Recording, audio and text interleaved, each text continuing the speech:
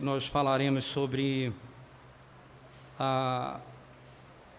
qual é o propósito do matrimônio, ou os propósitos do matrimônio, não é um só, são vários. E o segundo, os benefícios do matrimônio, tá certo? Vamos falar propósitos hoje e no próximo domingo os benefícios, se Deus permitir.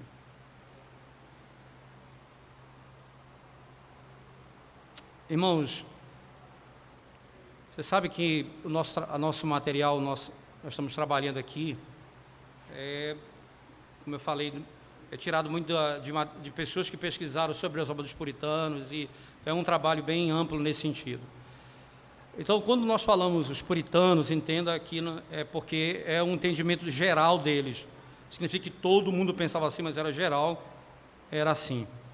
Então, os puritanos, eles acreditavam que os propósitos e benefícios do casamento ou do matrimônio, eles fluem naturalmente da instituição que Deus, da instituição do matrimônio.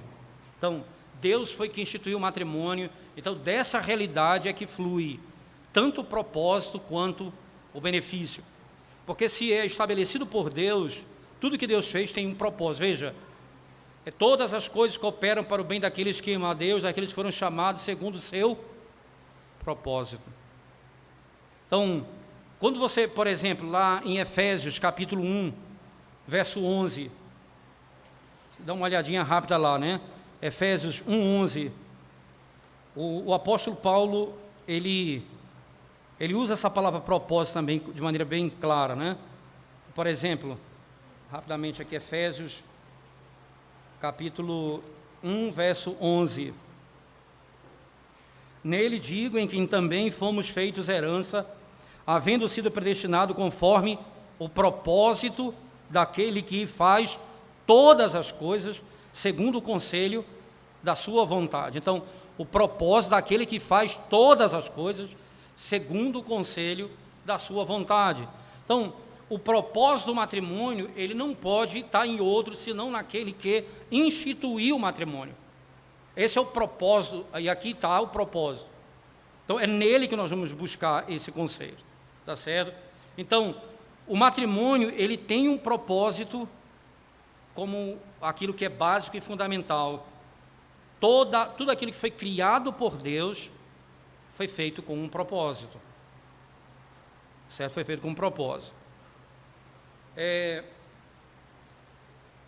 Como eu vou me beneficiar desse matrimônio, irmãos, ou como isso é beneficiar a humanidade, né? Você vai ver que Deus declarou, depois de dizer, tudo que Ele fez é muito bom, isto é, tudo que Ele faz é bom, Ele declara o matrimônio. Logo, todas as coisas que Deus realizou, elas são boas, muito boas. Então, ela tem um propósito e ela tem benefício. Se tudo que Ele faz é muito bom, tem benefício. Não pode ser bom sem ter benefício, né? Então, eu vou ter propósito no matrimônio e benefício. Então, da presença e da instituição divina do matrimônio que vão fluir tanto o propósito quanto os próprios benefícios. Então, hoje, nós vamos começar falando dos propósitos do matrimônio, ok? Os propósitos do matrimônio. Ainda os puritanos acreditavam em 3 propósitos principais pelos quais Deus instituiu o matrimônio, né? 3 propósitos principais pelos quais Deus instituiu o matrimônio. Qual é o primeiro, né? Para e benefício de uma boa companhia, para o companheirismo. Nós vamos ver que antes dele dar a ordem, dizendo, crescei e multiplicai, porque isso só é feito depois que ele cria Eva, mas ele, antes de criar Eva, ele disse, não é bom que o homem esteja só. Então, ele cria o matrimônio para que o homem não esteja só. Companheirismo.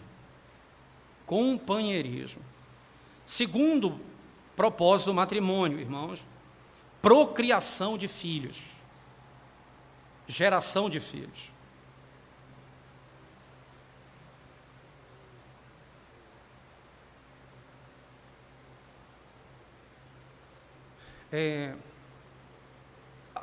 Alguém é dono de um... Deve ser, porque está aqui, né? Fiat Ideia. Ok, já achamos. É porque alguém precisa sair. Obrigado. Irmãos, primeiro propósito, companheirismo. Segundo propósito, procriação. E terceiro propósito, esse vem depois da queda, que é evitar o pecado, ou a fornicação, nos livrar do pecado, nos conduzir para longe do pecado. Então, 3 coisas básicas, 3 propósitos: companheirismo, filhos e nos auxiliar na luta contra o pecado, fugir do pecado. Então, nós vamos primeiramente para o nosso primeiro passo, né? Que é o companheirismo. Vamos lá, irmãos. Companheirismo. Como nós falamos, preste atenção nisso, Deus disse: não é bom que o homem esteja só. E nós vamos falar um pouco sobre companheirismo, matrimônio e a solteirice, né? Vamos tentar mostrar aqui a relação entre as duas coisas, como isso é importante nesse entendimento. Veja, o homem foi criado em resposta a um conselho deliberado em Gênesis. A Trindade reunida disse: façamos o homem a nossa imagem, segundo a nossa semelhança. Assim também a mulher, veja bem, ela foi feita segundo o conselho deliberado em Gênesis 2:18. Não é bom que o homem esteja só. Não é bom que o homem esteja só. Eu farei uma auxiliadora que ele seja idônea. Dessa maneira, a primeira causa da criação do homem foi para que, ou melhor, para a criação da mulher, foi para que o homem não estivesse só. Essa é a primeira causa. Deus decidiu, era melhor, veja só, para o homem perder uma costela do que não ter uma esposa. Era melhor perder uma costela do que não ter uma esposa. É melhor faltar parte de si mesmo do que ter a segunda parte que me faria todo completo. É melhor perder uma parte de mim do que a outra parte que me faria completo, não é? Me faria completo.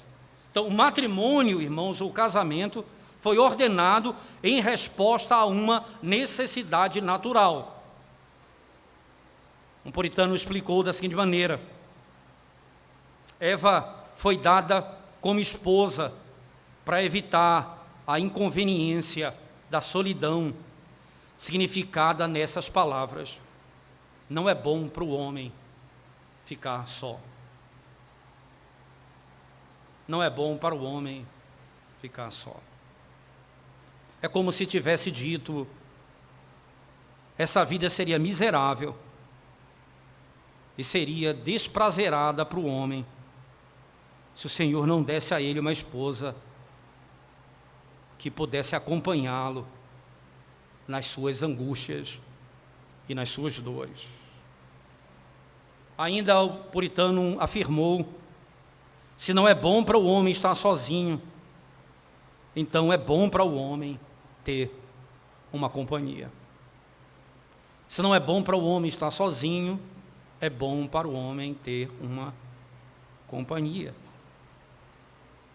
Por isso podemos afirmar, irmãos, como Deus criou um par de todas as coisas, Ele criou um par segundo a natureza delas.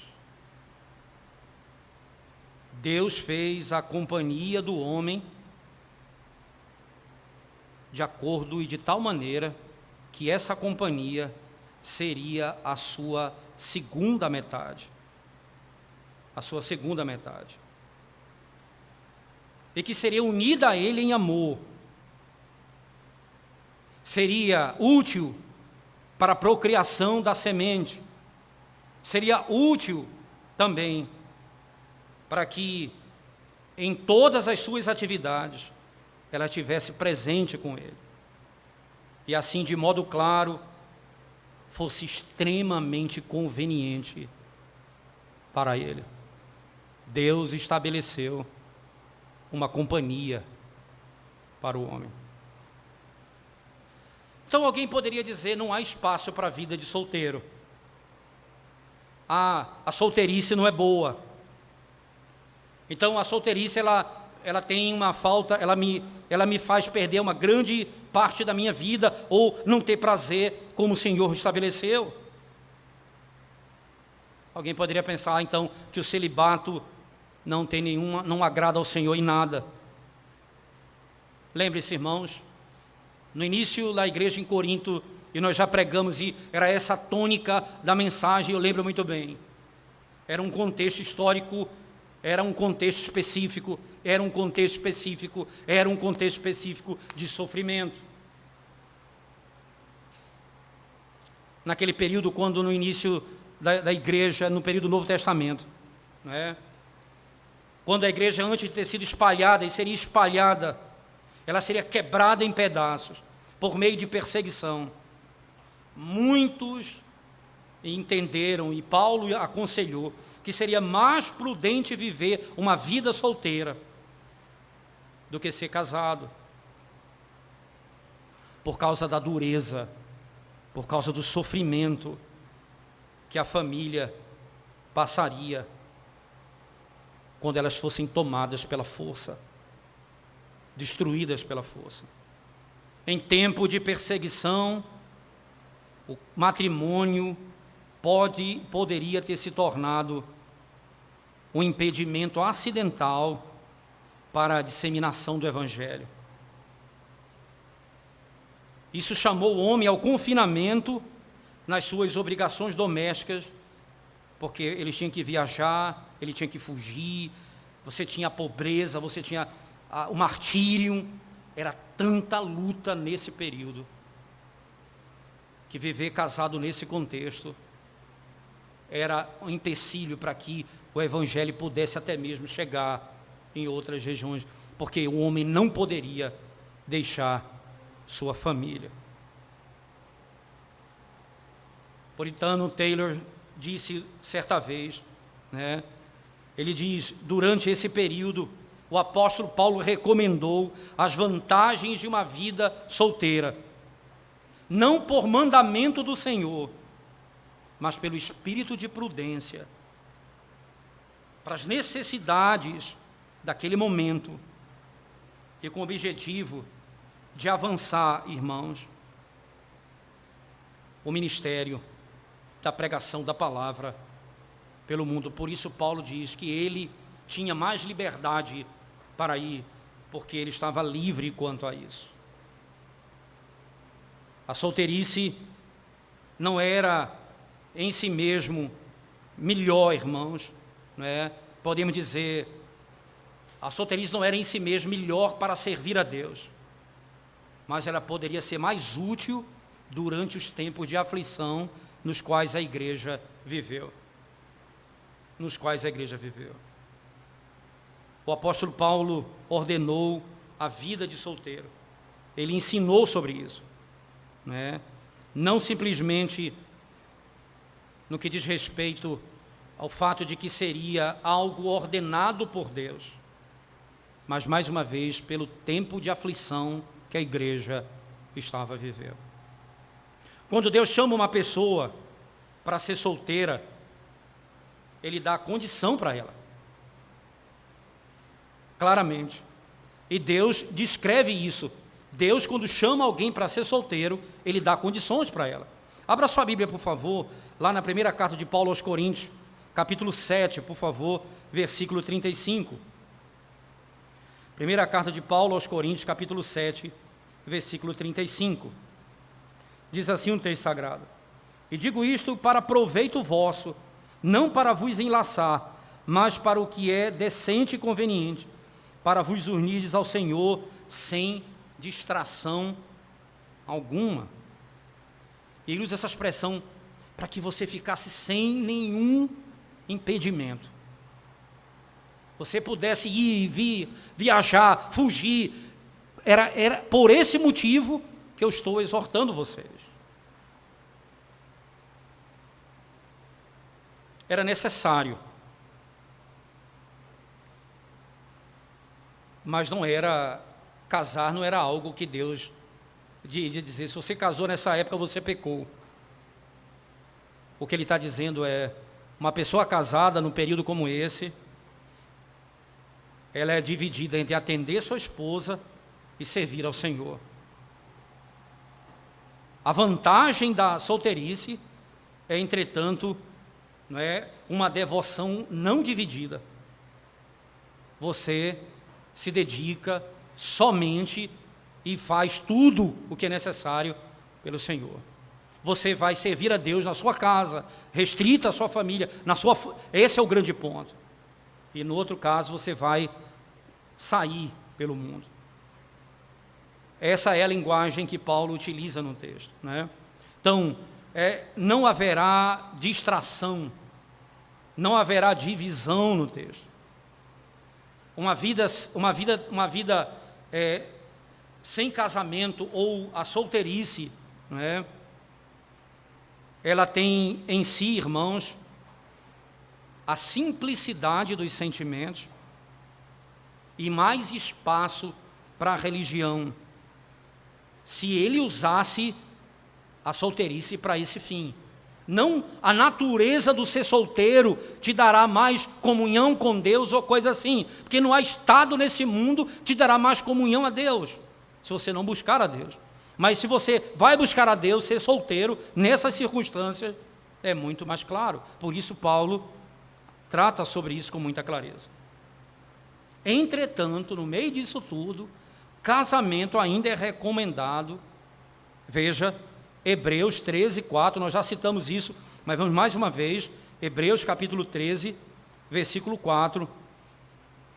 Veja o que diz o texto sagrado: venerado seja entre todos o matrimônio. Veja, irmãos, e não pense que a igreja na carta aos Hebreus não era menos perseguida que no período de Paulo. A igreja aqui em Hebreus, no tempo da carta aos Hebreus, ela foi escrita por causa de muitos que estavam querendo até abandonar a fé e voltar ao judaísmo no meio da perseguição. Então Paulo, o autor da carta aos Hebreus, vai dizer: venerado seja entre todos o matrimônio e o leito sem mácula. Interessante, digno de honra entre todos o matrimônio. No meio de tudo isso, essa é a declaração bíblica como ordenação. E nunca foi dito isso da solteirice. É digno de honra a solteirice. É dito do matrimônio isso. Porque a solteirice, ela é um chamado de Deus específico, não é? Um chamado de Deus específico, ou no período de extrema necessidade, quando a igreja passa por profunda perseguição e angústia. Perseguição e angústia. A solteirice, irmãos, nunca foi ordenada na Escritura. O casamento foi. Na mesma carta de Paulo aos Coríntios, no capítulo 7, verso 9 e 36, veja, 7 e 9, ele diz: mas se não podem conter-se, casem-se, porque é melhor casar do que viver abrasado. Verso 9. Agora, verso 36 do capítulo 7.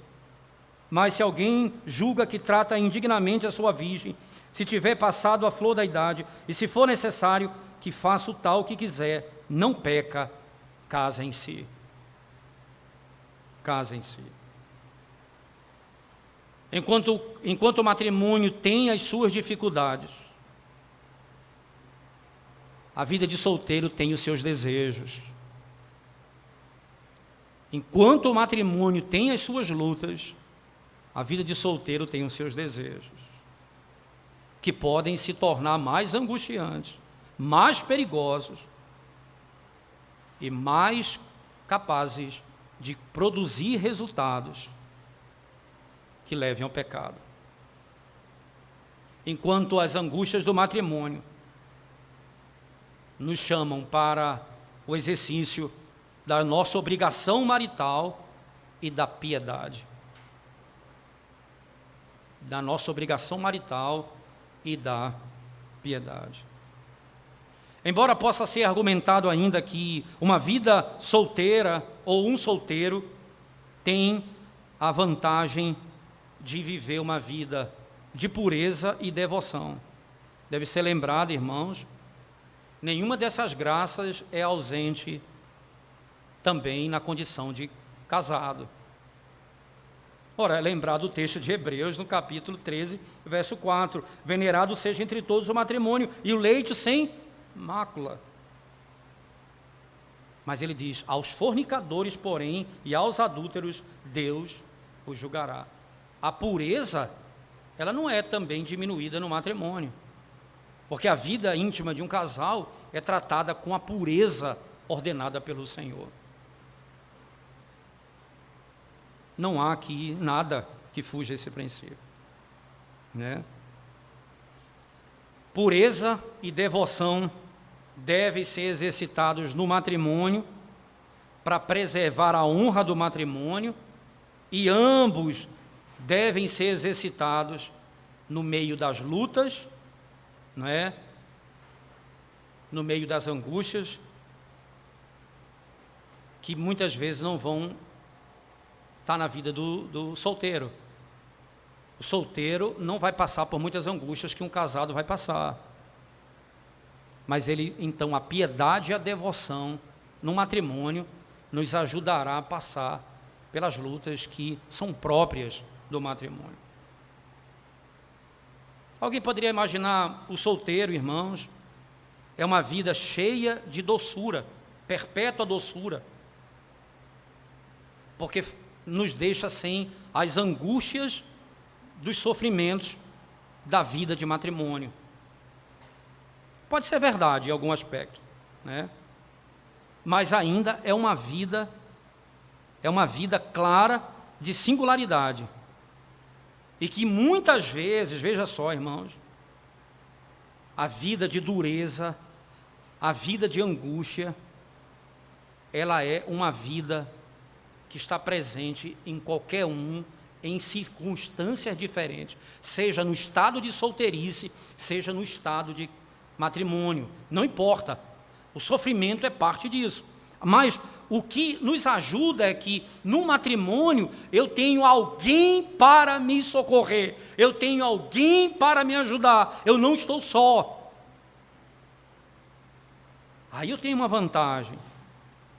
Em Eclesiastes capítulo 4, versículo 10, você vai encontrar lá em Eclesiastes, né, essa expressão que é rica, né, eu diria, Eclesiastes capítulo 4, versículo 10, diz assim o texto sagrado: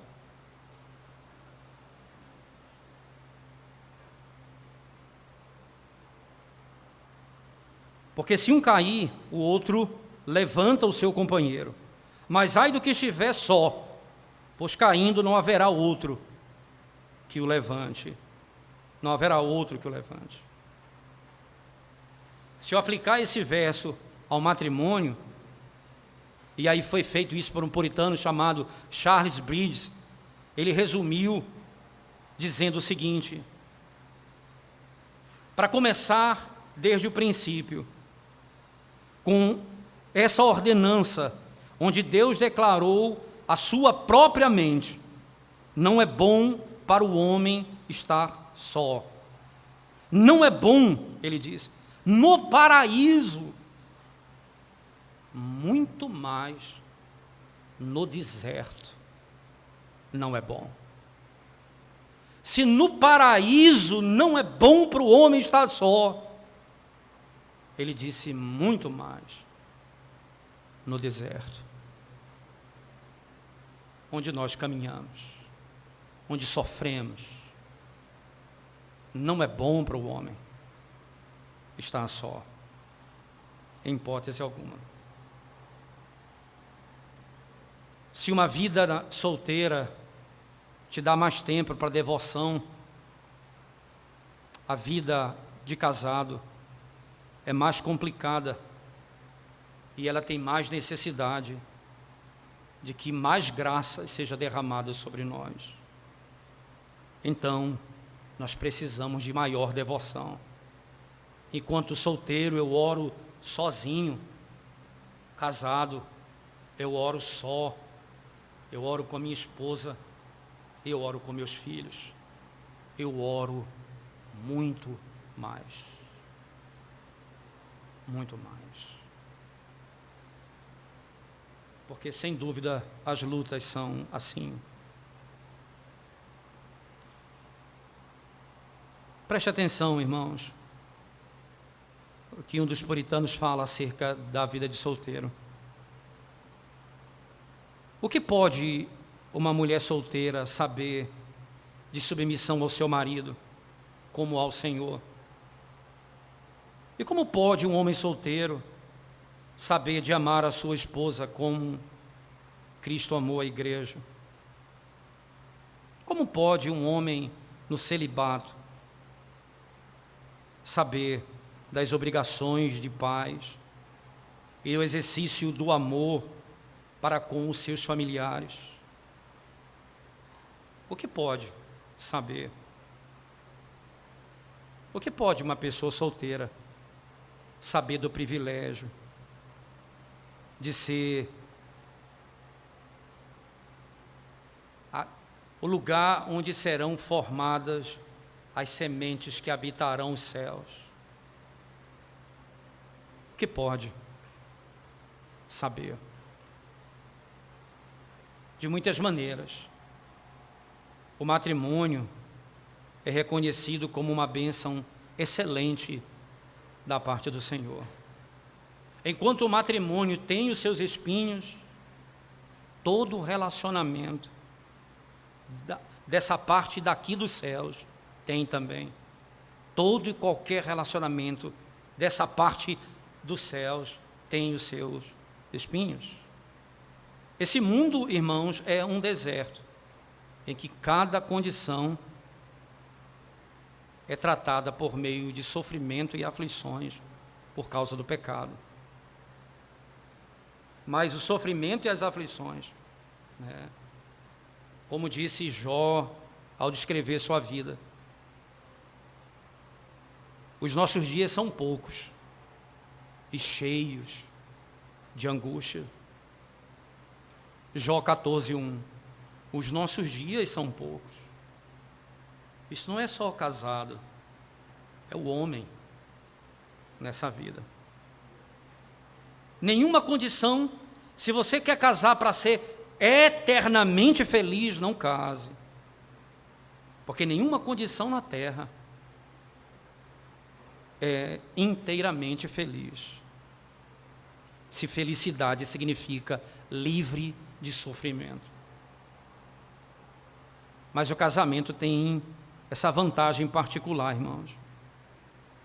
Nos tempos de aflição, por causa do companheirismo, nós temos a quem socorrer, quem nos socorrer. Deus juntou dois para que nessa caminhada de tanta dor nós possamos auxiliar um ao outro até chegarmos ao céu. Embora a corrupção do homem tenha enchido o matrimônio, e em cada estado da vida, assim como o matrimônio, a corrupção alcançou. Entretanto, desde o princípio, não foi assim. O Senhor disse: não é bom que o homem esteja só. Não é bom que o homem esteja só. Nada disso pode nos fazer, como diz o texto de Eclesiastes, ai do homem que está só. Pensamentos e cuidados e temores virão a nós, principalmente porque não há ninguém para ajudá-lo. E você imagina, é como um ladrão que volta a casa que não tem mais nada para roubar.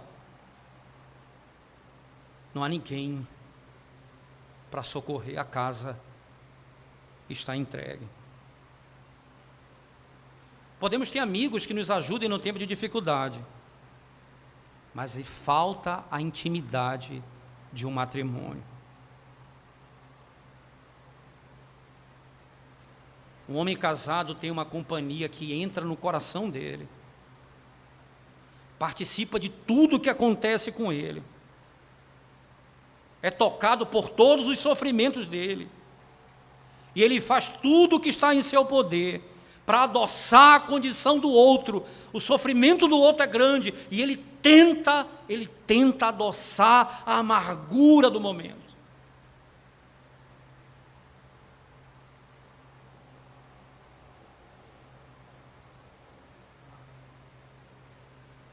Que é melhor o nome, PGI 4040. Ainda bem que sabe o número da placa, né? Melhor saber o nome do carro. Se fosse eu saberia também, mas outro não saberia. Mas vamos lá, irmãos, preste atenção nisso, né? Uma esposa ajuda o homem a ter filhos e criá-los. Ajuda a ordenar a prosperidade e a suportar a adversidade. Ajuda-o na saúde e na doença. Ajuda em toda a vida, até mesmo na morte. O matrimônio tem o seu propósito, e o primeiro dele Deus sabia: companhia. Nós devemos dar graças a Deus, irmãos, porque nós podemos esperar no tempo do matrimônio, que no meio do sofrimento o Senhor proveu uma auxiliadora e um auxiliador, um socorro, alguém próximo comigo, que me ajuda nas minhas lutas, me ajuda nas minhas lutas. Antes de ter filhos, antes de ordenar, crescer e multiplicar, ele disse: não é bom que o homem esteja só.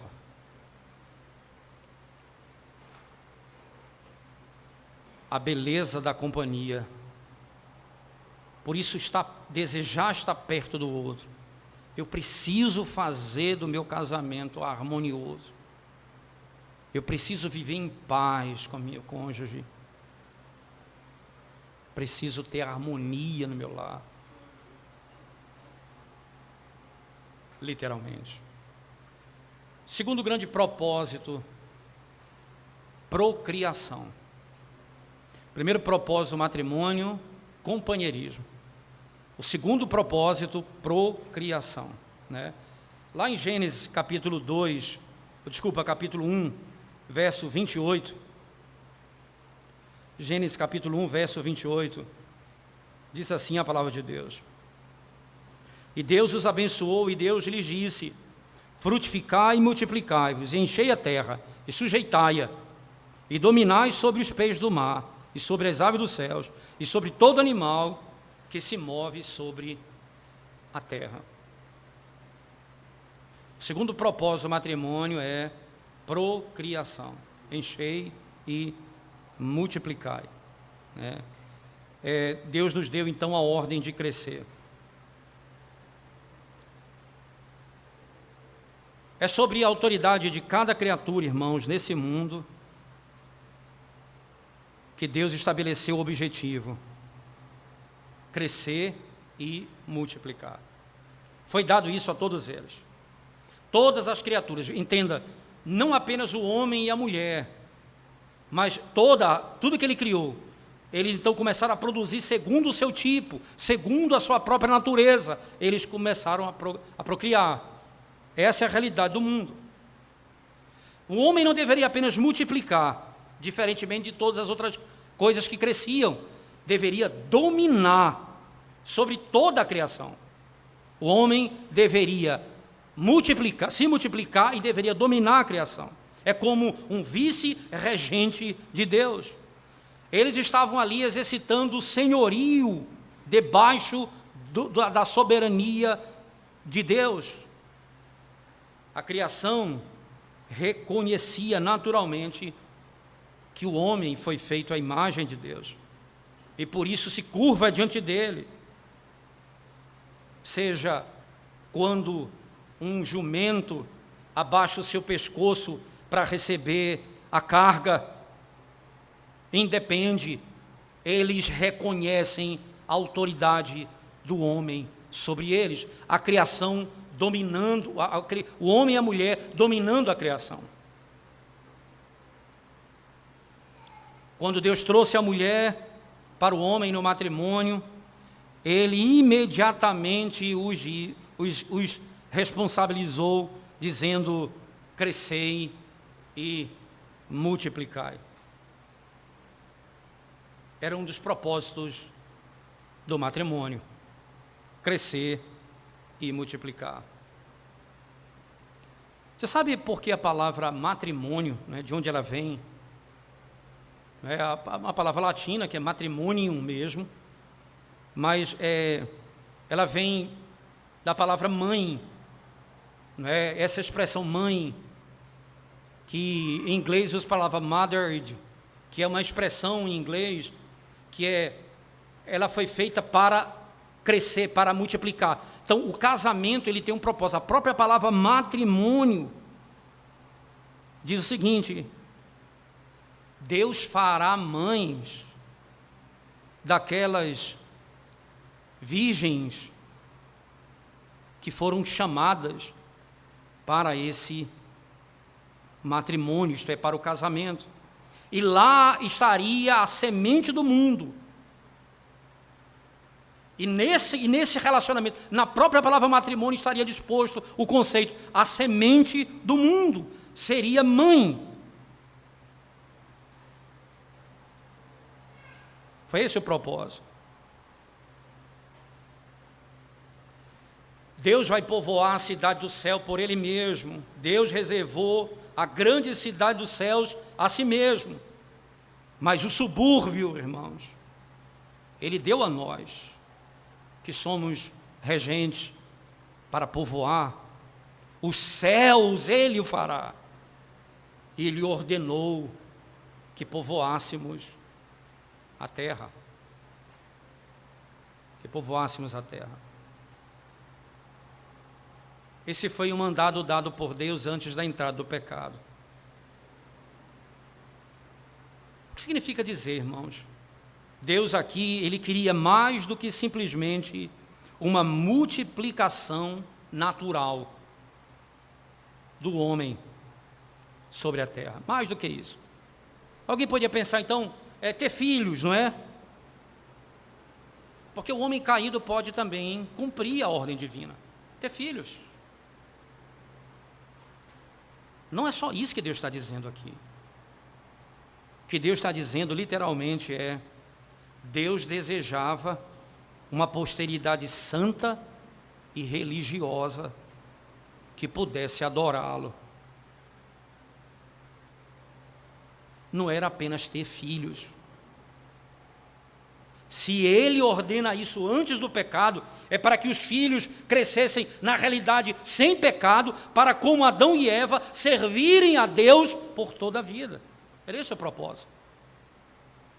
Esse não foi o mandamento dado depois da queda, porque o propósito não é simplesmente ter filhos, é a santa semente. é a santa semente. Abra sua Bíblia comigo, em Malaquias 2, verso 15, texto que nós já elaboramos um pouco, mas voltaremos a ele. Malaquias capítulo 3, verso 15. Desculpa, capítulo 2, verso 15. Diz assim: e não fez ele somente um, ainda que lhe sobrava o Espírito. E por que somente um? Ele buscava uma descendência para Deus. Portanto, guardai-vos em vosso espírito, e ninguém seja infiel para com a mulher da sua moçada. Que texto interessante. O profeta aqui, irmãos, estava repreendendo o povo que estava pervertendo a ordenança do matrimônio. Primeiro, tomando mais de uma esposa. Lembre-se, a razão por que Deus juntou um homem a uma mulher no casamento é para quê? Para que buscasse a santa semente. Veja o texto. Para a santa semente. Ele juntou um homem e a mulher para a santa semente. Quando ele chama pais para crescerem e multiplicarem, antes da entrada do pecado, Deus estava dizendo a eles: propaguem a igreja do Senhor, para que eles possam encher a terra. Você lembra que a ordem que foi dada a Adão, Cristo cumpre: ide por todo o mundo, fazei discípulos. Lá em Apocalipse, virão povos de toda raça, língua e nação, e se prostrarão diante de mim. Então, todos os filhos que temeram a Deus se curvarão, de todos os povos e todas as raças. A ordem dada a Deus, a Adão ali, se cumpre gloriosamente em Cristo, com a santa semente sendo redimida em todas as nações do mundo. O propósito era: cresça, multiplique, e essa verdade se espalhe por toda a nação. O que Deus está dizendo a Adão e Eva, em última instância, é: criem filhos para a glória de Deus, criando uma semente separada para adorar ao Deus único e verdadeiro. Embora o pecado ainda não tivesse entrado, isso foi ordenado ali por Deus. Foi ordenado por Deus. O propósito era que nós tivéssemos filhos e educássemos, criássemos, evangelizássemos, para se tornarem adoradores do Senhor. Agora, irmãos, tanto a Escritura quanto a experiência nos ensina que nenhum casamento pode produzir filhos santos e piedosos por natureza. Depois da queda ficou claro isso. Ninguém pode, por natureza, produzir filhos santos. Porque todos nós nascemos em pecado. Todos nós somos filhos da desobediência, somos filhos da ira. Todos que nascem depois da queda de Adão, nascem em pecado.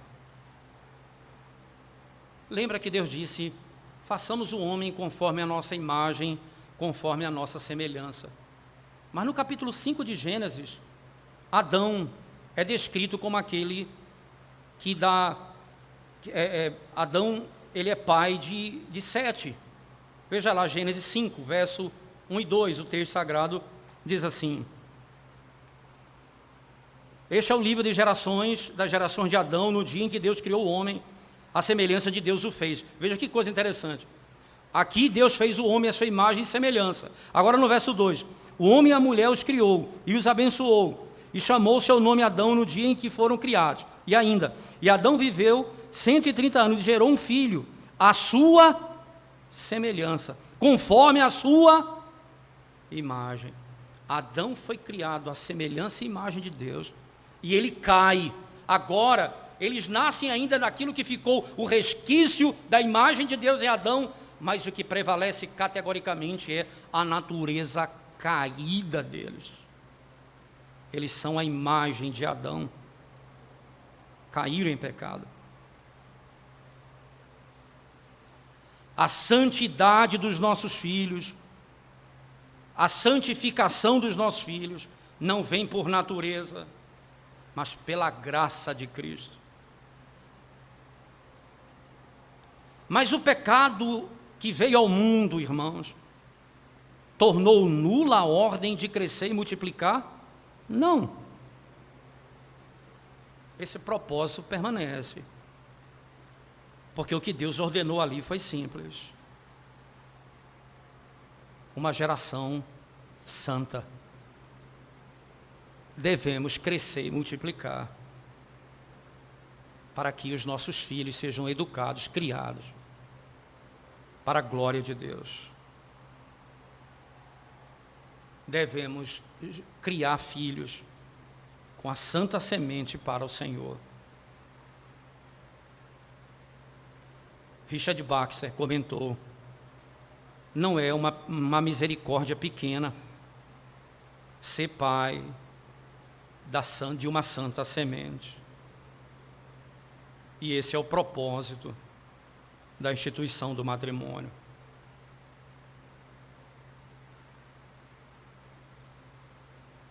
Não é somente crescer e multiplicar, é gerar filhos, santa semente, para adorarem a Deus verdadeiramente. Verdadeiramente. É por isso, irmãos, que os crentes não podem se casar com descrentes. Não pode fazê-lo. Não foi para isso, e é por isso que é condenado na Escritura categoricamente o casamento misto. Você não espera de pais incrédulos que seus filhos sejam educados no temor do Senhor. Mas se os pais são crentes, eles devem educá-los no temor do Senhor. Verdadeiramente. Deus expressou, irmãos, a sua vontade dizendo de ser o Deus e o Deus do seu povo. Ele fez isso no batismo. Quando criança, Deus disse: você pertence ao meu povo.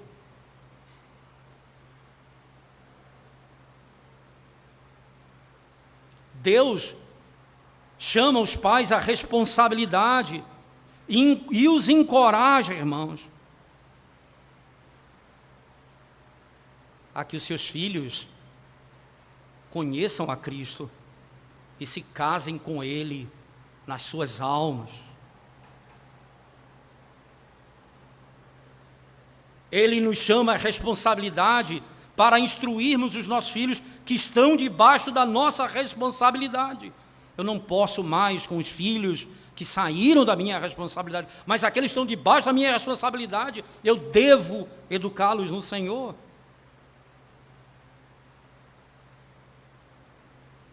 E eu sei, é a graça de Deus somente que salva. É a graça que faz o meu filho santo. É a graça que vai fazer com que o meu esforço o Senhor possa usar por misericórdia para ver os meus filhos aos seus pés, servindo a Ele verdadeiramente.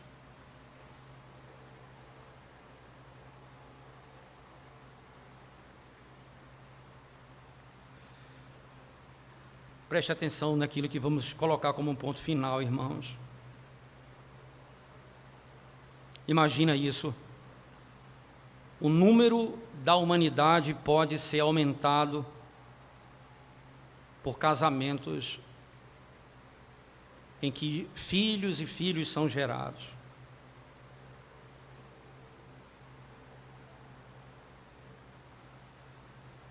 Mas você imagina um crente que se casa com descrente e tem muitos filhos. Essas crianças serão levadas para 2 caminhos diferentes. Esses filhos serão criados à parte de Deus, ignorantes quanto à vontade de Deus, em rebelião contra Deus. Crianças fora do pacto, crianças que vivem na neutralidade nas suas mentes e corações, motivadas contra Deus, a autoridade da sua palavra, contra Cristo, contra a salvação.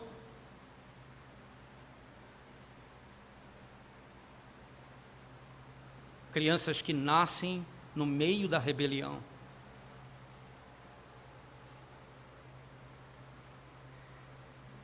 No meio do pecado.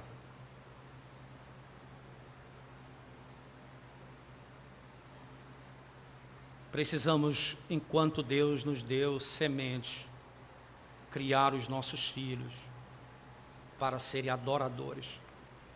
E aí, irmãos, esse ponto eu quero encerrar dizendo: aqui repousa um grande e terrível problema.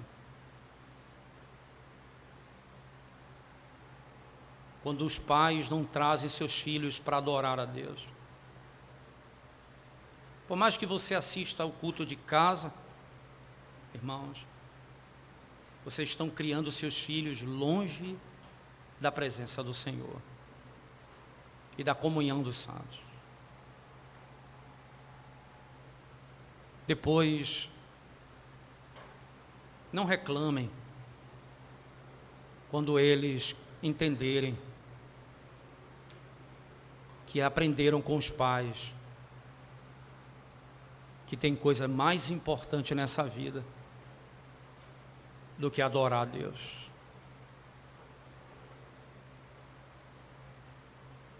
Do que adorar a Deus. O nosso tempo, já são meio-dia, eu não quero, estou com esse propósito de não ultrapassar desse tempo. E senão, se eu começar o terceiro ponto, que é evitar o pecado, nós vamos entrar até 12h20, vamos passar um pouco do nosso tempo. Então eu vou encerrar aqui nesses 2 primeiros tópicos, certo? E no próximo domingo eu termino o terceiro e adentro nos benefícios. Obviamente, vou dividir aí mais 2 aulas. Eu imaginava que podia fazer isso hoje, mas não deu. Tá certo? Alguma pergunta, alguma dúvida desses 2 primeiros pontos, irmãos? Por favor, alguém tem alguma dúvida, pode fazê-lo.